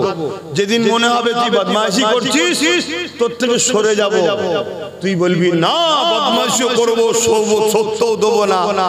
এ দাদাগিরি চলবে না। এটা একমাত্র আল্লাহ ও রাসূলের মানায়, বাকি কারণ। কেন তারা কখনো জুলুম করেও না, করতে পারেও না, নামুমকিন। তারা আমার একজন স্রষ্টা, আর একজন হলো স্রষ্টার সঙ্গে আমাদেরকে জুড়ছে। জোরে বলুন সুবহানাল্লাহ। আসেন আমরা জানা সাদ্দার কথা বলছিলাম। ফেরাউন যখন এইভাবে বুঝাতে লেগেছে, হযরত মাসাদ্দাম্মা কিছুতেই ফেরাউনের কথা শুনছে না। ফেরাউন রেগে গিয়ে সৈন্যদেরকে জাল্লাদকে হুকুম করে দিল, ছোট বড় বাচ্চাটাকে নিয়ে গিয়ে গরম করা তেলে ফেলে দিল। আরে ভেবে দেখো তো দেখি, সামান্য গরম হাঁড়ি যদি লেগে যায় কি কষ্ট না হয়। টকবক করা গরম তেলেতে হযরতে মাসাদ্দার বড় ছেলেকে গরম তেলেতে ফেলে দিল। বাচ্চা ছটফট ছটফট করতে করতে থেমে গেল। এ যুবকেরা মায়ের চোখের পানি বুকে ভিজতে লেগেছে, গড়িয়ে গড়িয়ে পড়তে লেগেছে। আরে আসমানের দিকে আওয়াজ তুলে বলতে লেগেছে, হে আল্লাহ, সন্তান ছিল আমার, কিন্তু বান্দা তো আপনার। আমি মা হয়ে যদি ছেলেকে জুলুম থেকে কষ্ট ব্যথা পায়, আমার চোখ দিয়ে যদি পানি বেরোয়, হে আল্লাহ, আপনার বান্দার উপরে যে জুলুম করেছে তার বিচারটা আপনি করবে। পরীক্ষা শুরু হয়েছে। আমাদেরও পরীক্ষা নেবে তো না? হ্যাঁ, আমাদের অবশ্য পরীক্ষা খুব ছোট ছোট, এতেই ফেল হয়ে যাচ্ছে আমরা, এতেই ফেল হয়ে যাচ্ছে। আগেকার এই যে মুরব্বী বাপজান গুলো বসে আছে, আমার মনে হয় 7-8 ভাই বোন হবে, তাই তো নাকি আব্বা? একটু বলেন না, 7-8 জন হবে তো নাকি? হ্যাঁ। ছোটবেলায় না খেয়ে মানুষ হয়েছেন নাকি? ছোটবেলায় না খেয়ে মানুষ হয়েছে? হয়তো আসাম এক বাটি খেয়েছেন, আপনার এক বাটি আসাম এখন 1000 পিস মুসাম্মি নেবুতেও তো দোকান নেই। ওই এক বাটি আসামে যাচ্ছে, কি বলা ভুল হচ্ছে নাকি? হ্যাঁ, আমার আব্বা জানেন মুখে শোনা যে বাবা তোমার ব্যাপারই আলাদা এখন, কিন্তু আমি রুটি আকাশের দিকে ধরলে রাত্রিরে চাঁদ দেখা যেত, এত পাতলা, তার ভিতরে মাঝে মাঝে ছিঁড়াও আছে। তাহলে বলো, কিন্তু এরপরও কেউ না খেয়ে অভাবী এরম কেউ ছিল না। বাপ ঠিক ছেলেকে খাইয়েছে, আল্লাহ খাইয়েছে বাপের ওসিলা। আর এখন একখানা দেড়খানা, মানে একটা এসেছে, একটা হয়তো আছে, আসবে। এতে আমাদের যা অভাব, যেন শেষ হচ্ছে কি, যত আছে আছে তাও যেন হচ্ছে নেই। কেন বলেন? গরুর বছরে একটা বাচ্চা হয়, চারিদিকে তাকাবেন গরু দেখা যায়, গরুর বাচ্চা দেখা যায়। আর কুকুরের বছরে 7টা 8টা হয়, কুকুরের বাচ্চা দেখা যায়। কেন বলেন তো? এটা হালাল, এটা হারাম। আগেকার সময় আমার মুরব্বী বাপেদের আব্বাদের সব পয়সা টয়সা, বাপেদেরও পয়সা হালাল ছিল। এখন আমাদের জামিল হয়ে গেছে, ঢুকে যাচ্ছে, না জেনেও ঢুকে যাচ্ছে। এই জন্য এক গাদা থাকার পরও নেই। কথা বুঝছেন তো নাকি? আজ বড় পরিকল্পনা নানান দিক দিয়ে চলছে, ভেবে চলো। হালাল খান, হারাম দিকে থাকে। যে কোনো জিনিস খাবার আগে ভেবে চিনতে খান। কথা বুঝলে? একদিন মিডিয়ায় দেখছিলাম চা পাতাতে গোবর মিশাচ্ছে। চা পাতাতে কি মিশাচ্ছে? গোবর। সেদিন থেকে চা খাওয়া ছেড়ে দিয়েছি। আচ্ছা, কথা বুঝে আসছে?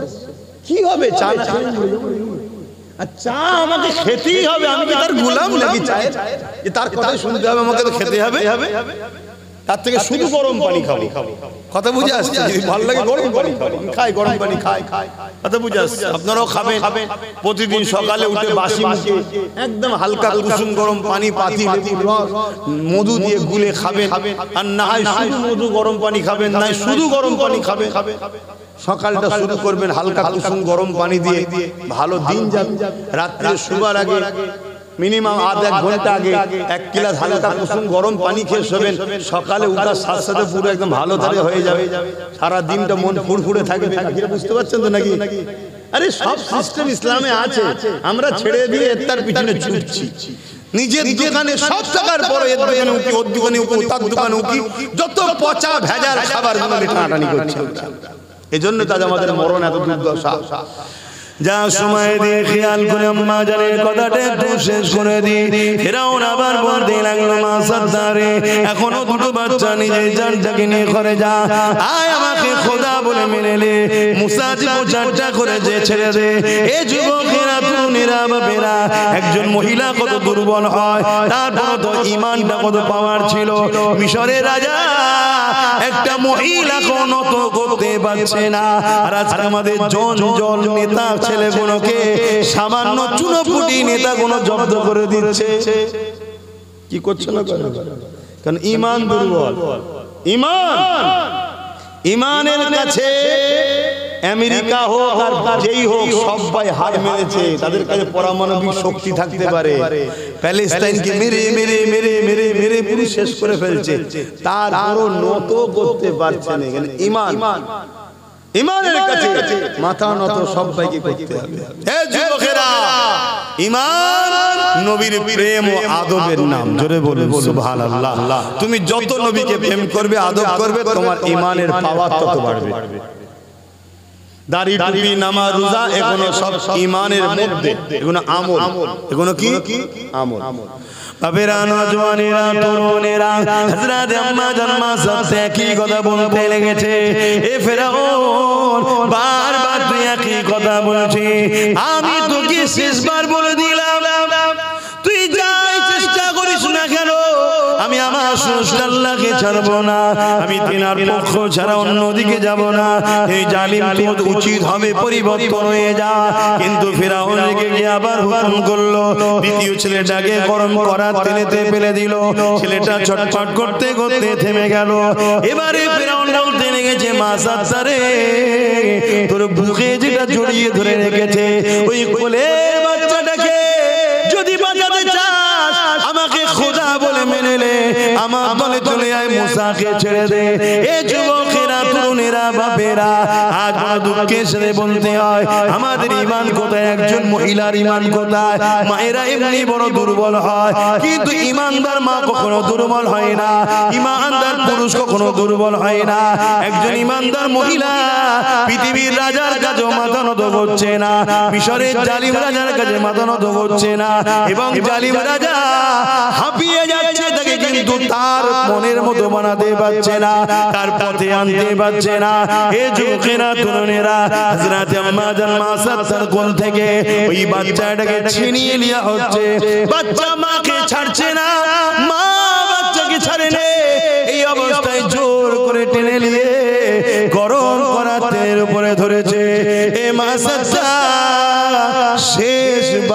বলছি বল আমাকে খোদা বলে মানবি কি বল, নাই ছেলেটা ছেড়ে দেবো।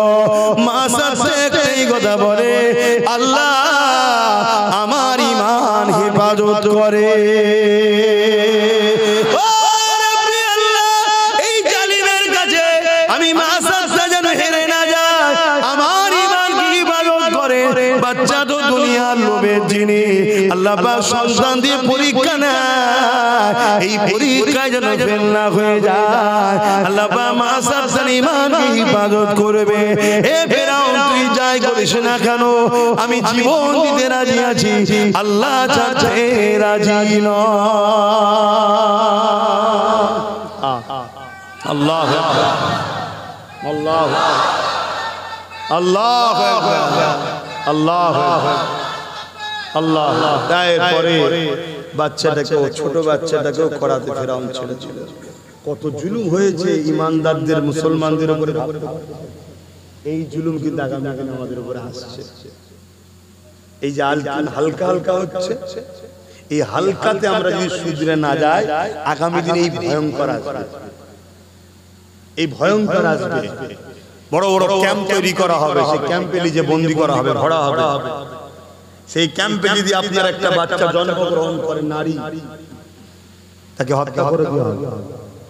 আর যদিও কোনো নারী বেঁচে যায়, যদি রূপবান হয়, সুন্দরী হয়, বড় বড় সাহেবদের রাত্রিরে ভোগের পাত্রী হবে। ভাষা খারাপ লাগছে নাকি? কিচ্ছু হাকিকাতটা বলে যাচ্ছে। মিলিয়ে লিও বেঁচে থাকি জানা থাকি, রেকর্ড তো হয়ে আছে, মিলিয়ে নেবে। এসব পরিকল্পনা হচ্ছে, বিরাট প্ল্যান চলছে। আর এই প্ল্যানের বিরুদ্ধে আব্বাস সিদ্দিকী লড়াই করে যখন তোমাদেরকে আহ্বান করছে, আসো আমার সাথে শক্তিশালী করো। কেন লোহা কাটতে গেলে লোহা দরকার, লোহা কাটতে গেলে লোহা দরকার। ইনি মৌলানা সাহেব, ইনি ইমাম সাহেব, আমি পীরজাদা পীর সাহেব, বক্তা সাহেব, ইনি ইমাম সাহেব, মৌলানা সাহেব, আলেম সাহেব, ঠিক আছে। কিন্তু আমরা এই সমাজের মানুষকে বাঁচাবার জন্য যখন মেসেজ দিচ্ছি যে আসো, অন্যায়ের প্রতিরোধ করার জন্য ঢাল দরকার, ঢাল তৈরি করো, আমার কওমের লোক, জাতির লোক ভুল বুঝছে। এই কথা বুঝছেন না? এত ভয়ানক দিন আসছে আগামী দিন। কি ভয়ানক পরিস্থিতি। তো ভাইয়েরা আমার, হযরত আম্মা জান মা সাত্তা হুজুর চোখ ভরা পানি নিয়ে কাঁদছে, আল্লাহ আল্লাহ এই কঠিন মুহূর্তে আপনি আমার ঈমানকে বাঁচান, কঠিন মুহূর্তে আপনি আমার ঈমানকে বাঁচান আল্লাহ। ঠিক এই সময়ে মা সাত্তাকে আবার অফার দেওয়া হচ্ছে, মা সাত্তা তোর জানটাও কমসে কম বাঁচা। ওই সময় ওই শুনছেন করার ভেতর থেকে গরম যে তেলে তিনটে ছেলে ছটফট করতে করতে জান বেরিয়ে ঠান্ডা হয়ে গেল, সেই তিন ছেলের জবান থেকে আওয়াজ আসছে, মা এটা দুনিয়াতে লোক দেখছে গরম করা তেল, কিন্তু এই গরমের মধ্যে আল্লাহর জান্নাতের স্বাদ আছে। জোরে বলুন, আরো জোরে বলুন। এ মুসলিম উম্মাহ, এ যুবকেরা, তোমরা দেখছো আব্বাস সিদ্দিকীর দিকটা বড় ভয়ঙ্কর, বড় বিপদ, বড় জুলুম, বড় কষ্ট। আল্লাহর জাতের কসম করে বলছি, এর মধ্যে যে শান্তি আছে, তোমার ওই জালিম অত্যাচারী জুলুমের সাম্রাজ্যের দিকে সে শান্তি নাই। আমি তোমায় বলছি, মিলিয়ে নাও, শান্তি নাই। কথা মাথায় ঢুকছে না? আরে মৃত্যু তো তোমারও হবে, আমারও হবে। মৃত্যু তো জালিমেরও হবে, মজলুমেরও হবে। মৃত্যু তো মিথ্যাবাদীদেরও হবে, সত্যবাদীদেরও হবে। মৃত্যু তো ধনীরও হবে, গরিবেরও হবে। মৃত্যু তো অন্যায়কারীদেরও হবে, ন্যায়পরায়ণদেরও হবে। কিন্তু মনে রেখে দিও, ন্যায়পরায়ণকারীরা, সত্যবাদীরা, মুসলিমেরা, ইনসাফ পরায়ণকারীরা হয়তো গুটি কত দিন একটু পরীক্ষা আল্লাহ লিখছে, তাই কষ্ট লাগছে তোমাদের নজরে। কিন্তু যারা প্রকৃত প্রেমিক হয় তাদের একটা আনন্দও লাগে। এ বিষয়ে আর একটা আম্মার কথা বলি। আমার রাসূলুল্লাহর কলিজার টুকরি খাতুন জান্নাত ফাতেমা তাজহারা রাদিয়াল্লাহু তাআলা আনহার কথা বলি। এ যুবকেরা, তরুণেরা, আজ আমার মায়েদের দূর থেকে আওয়াজ দিয়ে বলি, মা মশলাটা জেনে নাও, স্বামী যদি হারাম ইনকাম করে, মহিলাকে যদি স্ত্রীকে কন্যা সন্তানকে খাওয়ায়, এর জন্য ওই কন্যাকে ওই স্ত্রীকে জবাব আল্লাহর কাছে দিতে হবে না। শুনছেন তো? কেন পুরুষের আন্ডারে মহিলা বিবাহের আগ পর্যন্ত একটা মেয়ের তার থাকা খাওয়া, ওষুধ পানি, পড়াশোনা সমস্ত কিছু দায়িত্ব হলো বাপের। বাপকে মেহনত করে তার কন্যার মুখে খাবার তুলতে হবে, তার জামা কাপড়, থাকা, চিকিৎসার ব্যবস্থা বাপের। কি করে পারবো জানি না, এটাই তো আল্লাহর কাজ। পেরে তোমাকে পরিশ্রম করতে হবে, হালাল ইনকাম করতে হবে। কে বলেছে জমিনে আল্লাহর রহমত রুজি ভরে আছে? তুমি বেরো, তুমি তালাশ করো এবং তাহাজ্জুদের সিজদায় পড়ে বলো, মালিক আমার সংসারে বড় অভাব, তুমি গায়েবী সাহায্য করো। কে দেখা যাবে তোমাকে এসে বলবে, হ্যাঁ অমুক তুই কি করছিস না, আর বলুন এই ভ্যান চালিয়ে চলছে, এক কাজ কর, আমার ওখানে একটা কারখানা খুলছিলাম, তুই একটু দেখাশোনা করবি, মাস গেলে তোকে 30,000 টাকা দেবো। কোথা থেকে আল্লাহ তোমার লোক পাঠাবে সেটা আল্লাহ জানে। তুমি খোঁজ করো, তুমি তাহাজ্জুদ করে আল্লাহকে বলো। কথা কিছু বুঝছেন না, বোঝেন না? কিন্তু বিবাহ হয়ে যাওয়ার পর ওই মহিলাটার দায়িত্ব হলো তার স্বামী, তার থাকা খাওয়া, চিকিৎসা, সুখ শান্তি সব কিছু স্বামীর দায়িত্ব। স্বামী যখন দুর্বল বা ইন্তেকাল হয়ে যাবে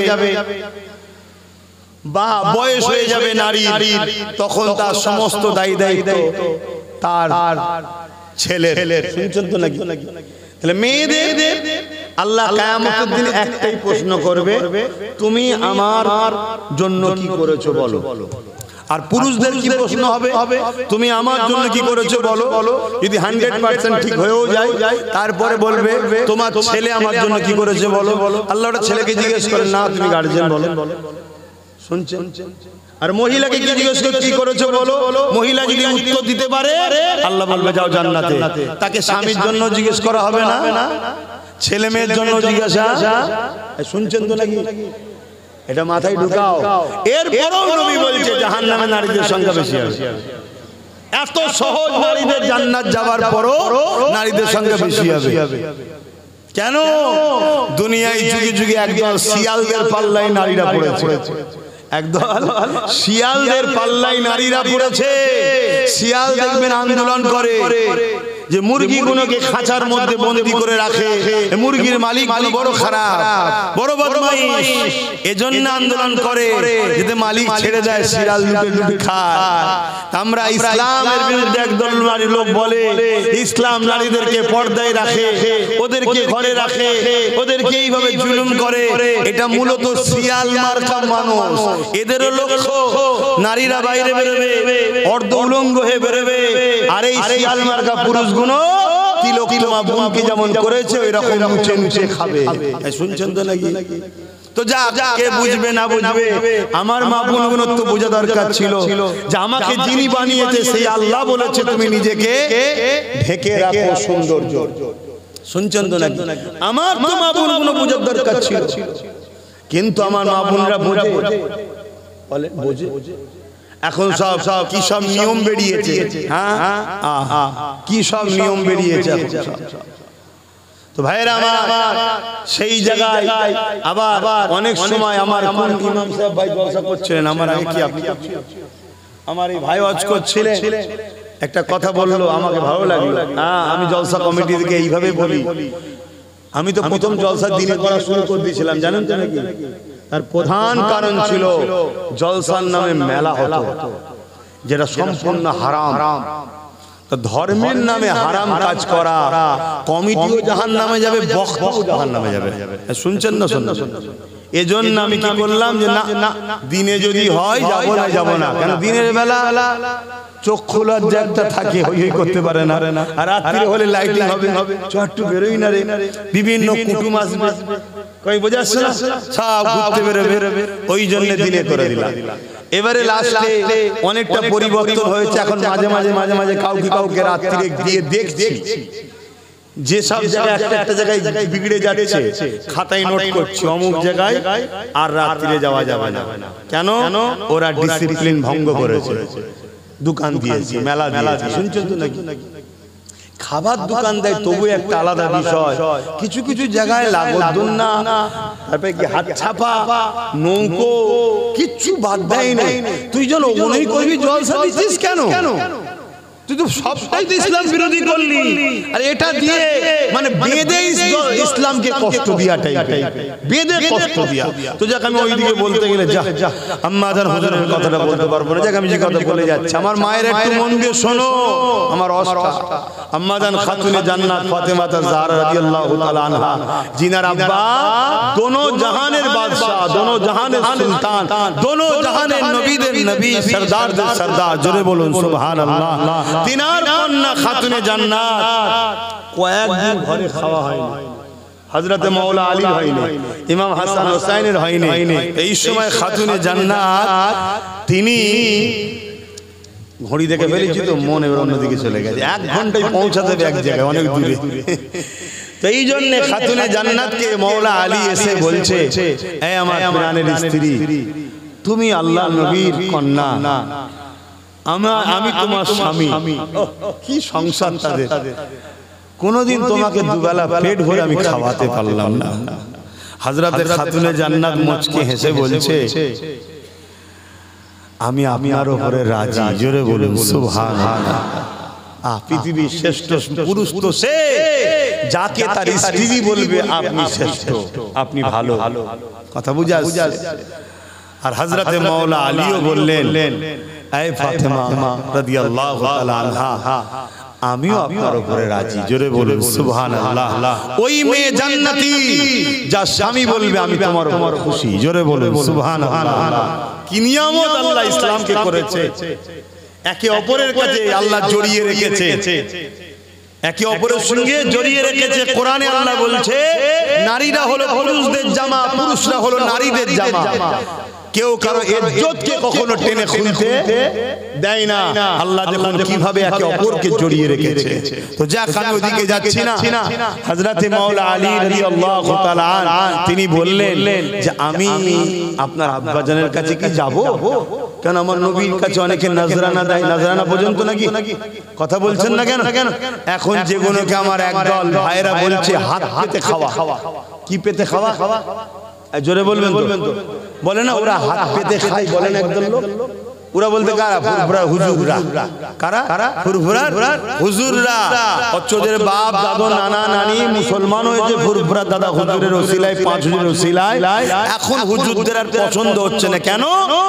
অন্যায় করেছে, একটা দুটো লোক একটু বলা শুরু করেছে, কেন তোরা এই কাজ করছিস, এরকম জুলুম করছিস কেন? এবারে বলছি হুজুর ভালো নয়। শুনছেন তো নাকি? এজন্য বলছে ওরা হাত পেতে খায়, অর্থাৎ মুসাফা করে নজরানা দেন না আপনারা? এই দেন তো নাকি?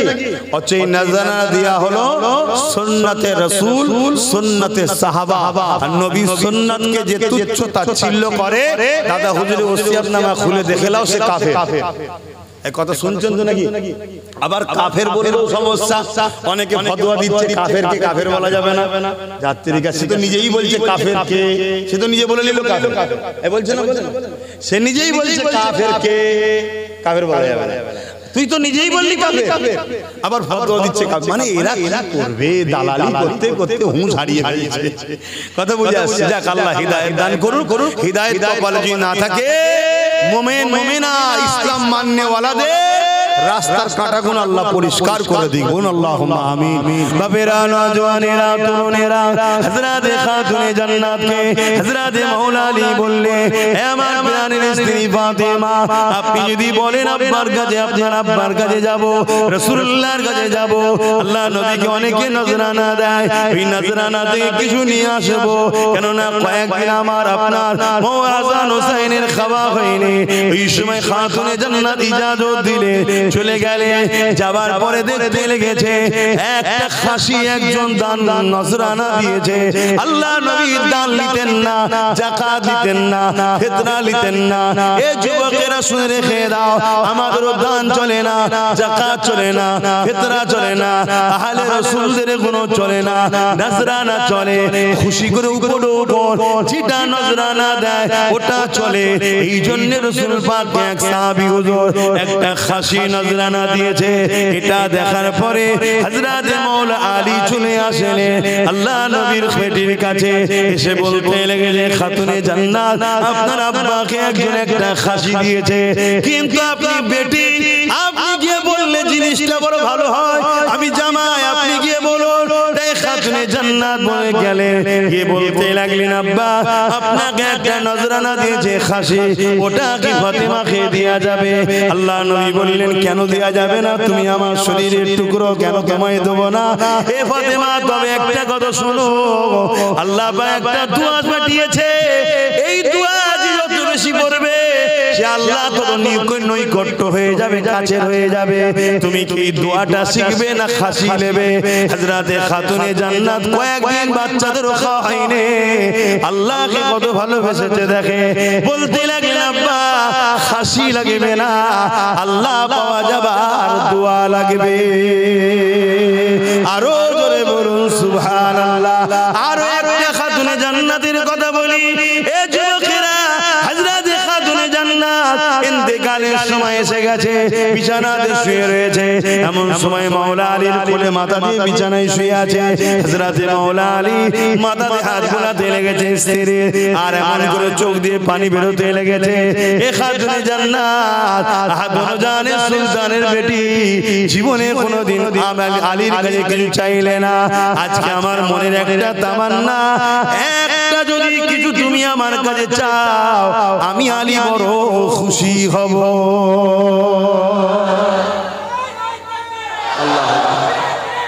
আস্তে আস্তে আস্তে সময় নেই। আমার স্লোগান মাহফিলের ভেতরে দেবেন না, আমার স্লোগান বাইরে দেবেন। এটা হুজুরের মাহফিল, কোরআন হাদিস দ্বীনের মাহফিল, জানো না বলে দিচ্ছি। আমার স্লোগান বাইরে, এটার জায়গা অনেক বড়, এটা জান্নাতের টুকরা। জোরে বলুন সুবহানাল্লাহ। আমি এমন কিছু ভিআইপি নয় যে আমার স্লোগান দিতে হবে। তো যাই হোক ভাই, আমি কি কথা বলছিলাম, হযরতে মাওলা আলী আর খাতুনে জান্নাত সংসার করছে। খাতুনে জান্নাত জীবনে কোনোদিন হযরত আলীর কাছে চাইনি জামা এটা এনে দেন, এটা লাগবে, এটা কিনে দেন। আমরা যে ভাষায় বলবো শাড়ি হোক, জামা কাপড় হোক, কিছু খাবার শখ হোক, একেবারে চাই না। চাওয়াটা খারাপ না, চাইতে পারে, স্ত্রী চাইতে পারে, কিন্তু মাওলা আলীর কাছে খাতুনে জান্নাত কোনোদিন চাই না। কি বেটি শিক্ষা দিয়েছে, কেন? আল্লাহ নবী বলেছে তুমি এমন জিনিস চেয়ে ফেললে তোমার স্বামী যদি সেটা দিতে না পায় সে ভেতরে ভেতরে কষ্ট পাবে, স্বামীকে কষ্ট দিও না। তাহলে উস্তাদটাকে দেখতে হবে, তো ফাতেমা হুজুরের উস্তাদটাকে, তো এই জন্য কোনোদিন চাই নাই হযরতে ফাতেমা হুজুর। কিন্তু আমি আবার বলছি আমার মা বোনেরা, চাওয়াটা যে নিষেধ তা নয়, স্বামীকে ভালোবেসে চাইতে পারে, তবে স্বামীর ইনকামটা কেউ না জানো, স্ত্রী তো জানে। স্ত্রীকে বুঝে চাওয়া দরকার। একজন স্বামী ইমাম সাহেব, তাকে মসজিদে দেয় 7,000, 8,000, 10,000 টাকা, এটা অত্যন্ত লজ্জাজনক মুসলমানদের জন্য। এটা ইসলামেই একমাত্র আছে। বড় দুঃখজনক যে আমরা আমাদের মসজিদের যে ইমাম, যে গ্রামের সবথেকে সম্মানীয় ব্যক্তি, তাকে সবথেকে আমরা অপমান করি, অথচ আমরা সব জায়গায় টাকা খরচ করি। কিন্তু একটা মহল্লায় যত কমই হোক 100টা ঘর, ঠিক না বেটি? যদি মাসে 200টা টাকা আল্লাহর ঘরের যে খাদেম, আল্লাহর ঘরের যে দায়িত্ব আছে, 200টা টাকা আমি ইমামকে দেবো, তাহলে 20,000 টাকা 100 ঘর থেকে উঠে যেত, আর আপনার গায়েও লাগতো না, আর ইমামও খুশি হতো। সে দিল থেকে দোয়া করতো, চেয়ে দোয়া, আসল দোয়া নয়। মেজো হুজুরকে শুধু বলতাম হুজুর দোয়া করবেন, আমি বড় আলেম, বড় আলেম। মেজো হুজুর বলছে হবে না। আমি তো বুঝতাম না তখন, ছোট মানুষ, শুধু রেগে যেতাম, এই দাদু কি হবে না, সবার জন্য দোয়া করছে, আমার বলছে হবে না। তা যখনই যেতাম যে বলতাম দোয়া করবেন, হুজুর বলতেন হবে না। লাস্টে একদিন বলছে দোয়া কি গাছের ফল নাকি তোমায় পেরে দেবো? দোয়া চেয়ে পাওয়া যায় না, দোয়ার কাজ হয়। দোয়া চেয়ে পাওয়া যায় না, দোয়ার কাজ হয়। কাজ করবে তোমার বেটা জান দাদা হুজুর দোয়া করবে, জোরে বলুন সুবহানাল্লাহ। আমাদের বেটা জান আপনাদের আমার মুর্শিদ মুজাদ্দিদ জামান জিন্দানা মরা গো, এটা হলো সুন্নাতুল জামাতের আকীদা। যাক আমি আবার অন্যদিকে চলে যাচ্ছি। তো ভাইরা আমার হজ করতে গেলে সময় লাগে। তো হযরতে খাতুনে জান্নাত স্বামীর কথা শুনে মাওলা আলী হুজুরের কথা শুনে মুচকি হাসছে, বলছে আবার বলছে আমি তো আপনার উপরে রাজি আছি, আপনি মনে কষ্ট নিচ্ছেন কেন? হযরতে মাওলা আলী বলছেন স্বামী স্ত্রীর কথা হচ্ছে, আমার জীবনের একটা শখ, কোনোদিন চাইলে না যদি একটা কিছু চাও। হযরতে খাতুনে জান্নাত বললেন জান আমাকে একটা সেব আপেল এনে দেন। আপেল খাওয়া শখ করুন, যা যা। হযরতে মাওলা আলী বলে ওই দিন আমি এত খুশি হয়েছিলাম যে আমার ফাতেমা আমার কাছে কিছু চেয়েছে, আর তার জন্য আমি ছুটতে শুরু করলাম, বাজারে চলে গেলাম, একটা আপেল কিনলাম। কিন্তু শুনলে অবাক হয়ে যাবে, এত সামান্য পয়সা ছিল, একটা আপেল কেনারই মতো অর্থ ছিল। একটা আপেল কিনে নিলাম, নিয়ে যখন ঘরের দিকে আনন্দে ফিরতে লেগেছি, ফাতেমা খাবে, আজ আমার কাছে বড় শখ করেছে আমার স্ত্রী। রাস্তায় একটা মুসাফির এসে দাঁড়িয়ে গেল, এ নবীর জামাতা, এ শেরে খোদা আলী, আজ আমি বড় ক্ষুধার্ত রয়েছে, আমাকে কিছু দাও। আল্লাহ দোহাই দিয়ে বলছে আমাকে কিছু দাও, আমাকে খালি হাতে ফিরিয়ে দিও না। আমার কাছে দ্বিতীয় দিবার মতো কিছু ছিল না, আর অর্থ ছিল না, একটা আপেল আমার কাছে রয়েছে। একবার মনে হচ্ছে আমার স্ত্রী ফাতেমা কোনোদিন আমার কাছে কেউ চাইল না, আজকে চেয়েছে, এটা আমি নিয়ে যাচ্ছি স্ত্রীর জন্য। আবার রাসূলুল্লাহ বলেছে কোন ক্ষুধার্তকে তুমি ফিরিয়ে দিও না, ক্ষুধার্তকে যদি কেউ খাওয়ায় আল্লাহ খুশি হয়ে যে জান্নাতে আল্লাহ তাকে খাবে।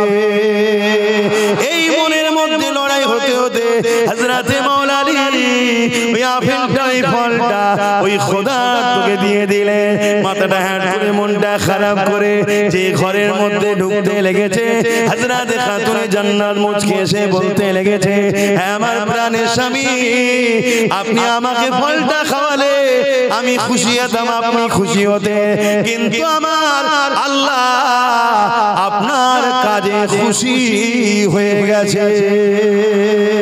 আরো জোরে বলুন সুবহানাল্লাহ।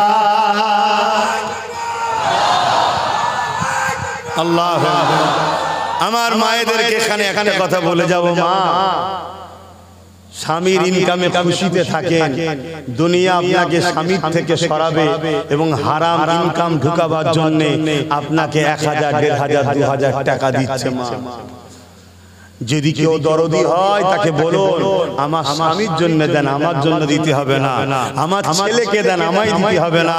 যদি সত্যি দরদি হয় ছেলেকে দেবে, আপনাকে দেবে, স্বামীকে দেবে, তাকে বলুন আমার ছেলেকে দিলে আমি আপনার সাথ দেবো। তো আমাকে দিচ্ছেন কেন সাথ দিবার আশায়? যদি সত্যি সাথ দিবার আশায় হয় আমার স্বামীকে দেন, আমি আপনার সাথ দেবো। ওরা দেবে না, ওরা মেয়েকে দেবে। কেন? এই 1000 টাকা হলো নারীর ইনকাম, এই টাকাটা মদের টাকা, সুদের টাকা, দেহ বিক্রি করার টাকা। এ মা, এটা ইসলামে হালাল। কিভাবে আমার জাতির মেয়েদের ঘরে খারাপ করছে, বুঝতে পেরেছো? যদি বুঝার হয় বুঝে লিও, আর না বুঝার হয় তেজপাতা হয়ে থাকো, শুধু চুষবে, কাজ মিটবে, ফেলে দেবে। 79 বছর আমাদেরকে ইউজ করা হচ্ছে না, হয়নি? হাতে দিন এসেছে, নিজেদের পায়ে দাঁড়াও, ভাগীদারিতে দাঁড়াও। ইনি আমার সাথ দেবে, আমি না সাথ দেব। কথা বুঝে আসছে না? আমি কম, আমি কমেতে খুশি, ইনি বেশি, ইনি বেশি, কিন্তু সব নেবে বললে হবে না। কথা বুঝছেন না? বোঝেন না? সব নিলে ইনার কাছে চাইতে যেতে হবে। না, আমি তোমার কাছে চাইবো। তুমি কে? তুমি দিয়ে বলবে আমি দিয়েছি, আমি দিয়েছি, আমি দিয়েছি। ও কত শুনতে আমি রাজি নয়।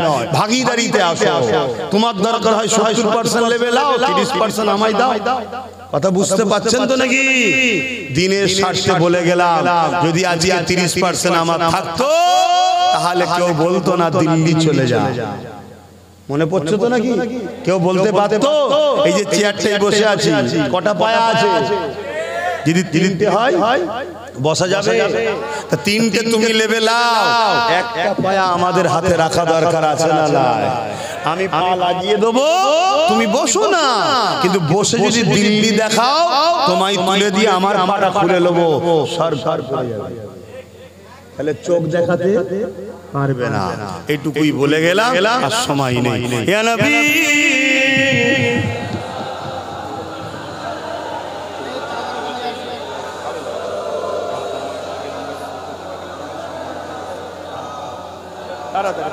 সালাম করি।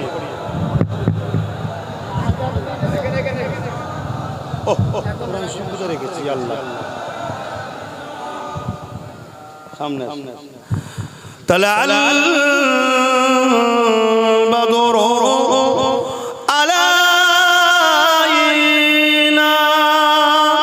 من شنيات الوداع وجب الشكر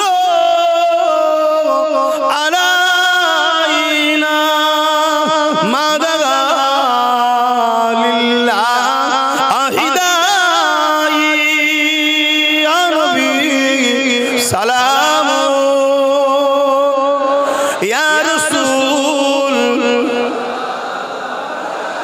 يا حبيب সালামা কঠিন হাসরের দিনে কি আছে মোদের কপালে গুনাহগার উম্মাত আপনার লইবেন সঙ্গে মাহশরে ইয়া নবী সালাম ইয়া রাসূল ইয়া হাবিব সালাম সালাওয়াতুল্লাহ। সকলে বসে, সকলে বসে।